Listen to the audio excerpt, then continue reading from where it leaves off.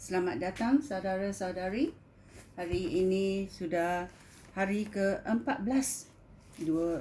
Hampir 2 minggu kita belajar mengenai iman. Ya. Kita mahu tahu hasil dari percaya dengan iman. Okey? Kita tahu pada akhiratnya kita akan menang. Kerana kita percaya kepada apa yang Tuhan bagi kepada kita, kurnia kepada kita.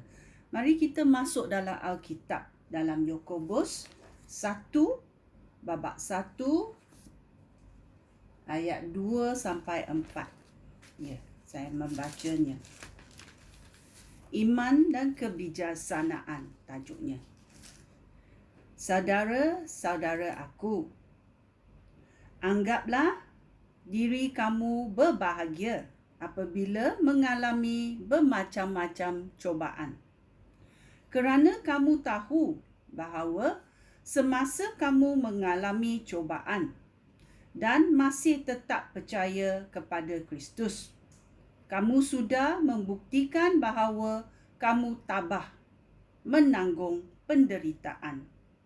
Pastikan supaya ketabahan kamu untuk menanggung penderitaan itu berterusan sehingga kamu menjadi benar-benar sempurna dan tidak kekurangan sesuatu pun. Ya, kita mesti menanggung penderitaan itu berterusan sehingga kita menjadi benar-benar sempurna. Kerana kita tahu iman kita tidak boleh lihat, tetapi kita boleh melakukannya dengan bijaksana. Ya. Mari kita juga mendengar Yakobus babak 1 ayat 12. Dia berkata,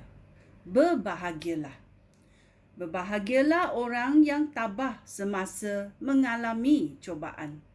Apabila mereka berjaya mengatasi cubaan itu, mereka akan menerima pahala berupa kehidupan yang sudah dijanjikan oleh Allah kepada orang yang mengasihinya.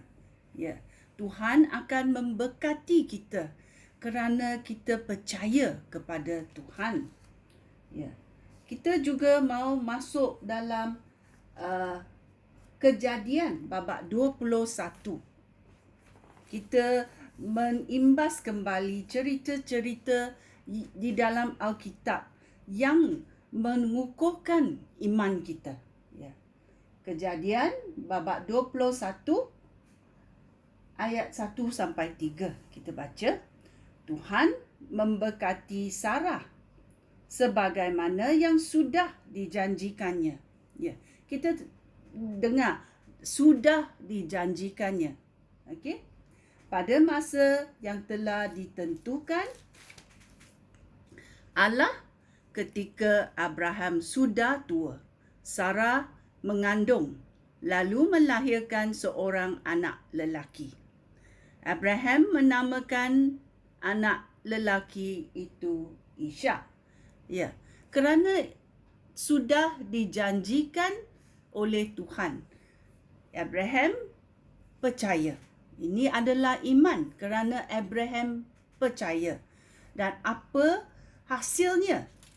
Hasilnya kita sudah baca. Tuhan memberkati Sarah sebagaimana yang sudah dijanjikannya pada masa yang telah ditentukan. Allah ketika Abraham sudah tua, Sarah mengandung lalu melahirkan seorang anak lelaki. Abraham menamakan anak itu Ishak. Ini adalah hasil iman oleh Abraham. Okey? Yang lain kita masuk menyelidiki Mazmur 105. 105 dan ayat 17 sampai 22 mengenai Yusuf. Mari kita mendengarnya. Tetapi dia mengutus Yusuf untuk mendahului mereka. Dia itu Tuhan. Okey? Tuhan mengutus Yusuf untuk mendahului mereka. Yusuf telah dijual sebagai hamba. Kakinya diikat dengan rantai dan lehernya diikat dengan rantai besi, sehingga terjadi apa yang diramalkan. Firman Tuhan membuktikan bahawa Yusuf benar. Lalu Raja Mesir membebaskan dia.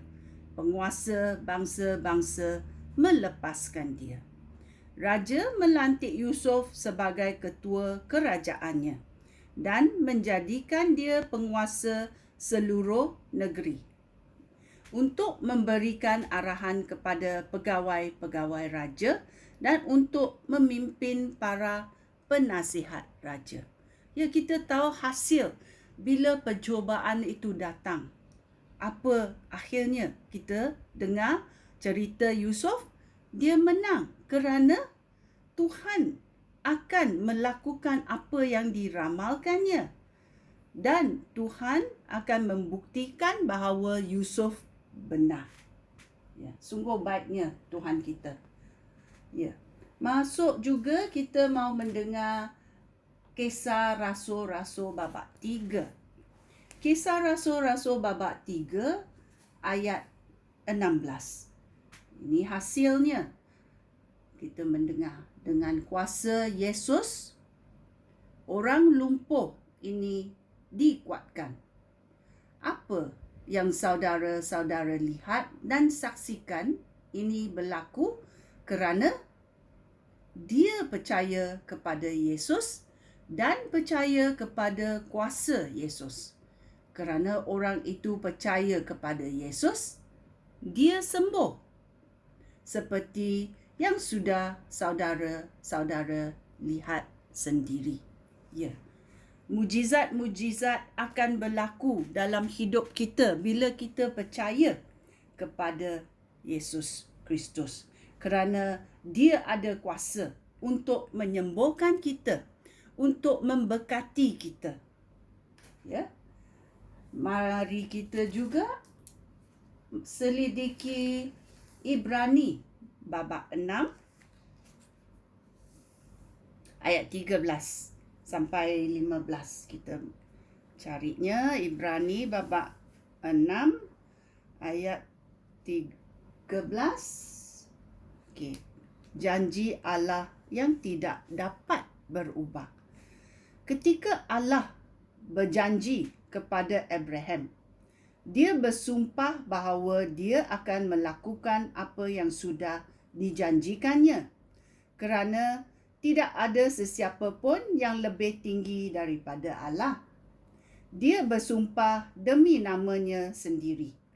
Allah berfirman, "Aku berjanji akan memberkati engkau dan memberikan keturunan yang banyak kepada kamu." Apa yang Abraham melakukan?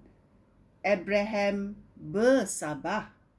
Oleh itu, dia menerima apa yang dijanjikan oleh Allah. Ya. Bila Allah berjanji kepada kita sesuatu, kita mesti bersabar kerana kita tahu ayat Tuhan tidak berubah. Ya, ia akan datang pada masa yang ditentukan oleh Allah. Itulah hasil iman. Kerana kita ada harapan kepada Tuhan yang berlimpah-limpah dengan iman. Kita tahu dalam 1 Yohanes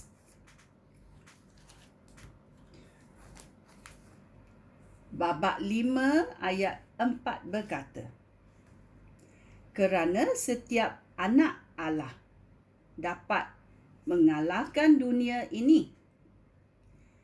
Kita mengalahkan dunia ini dengan iman kita. Siapakah dapat mengalahkan dunia ini? Hanya orang yang percaya kepada Yesus, Anak Allah." Ya. Ini adalah jawapannya. kita percaya dan dapat mengalahkan dunia ini dengan iman kita. Hasil iman kita memberi kita berkat, memberi kita kesembuhan, memberi kita percaya kepada Yesus, Anak Allah. Kerana Dia ada kuasa. Dia ada pemulihan.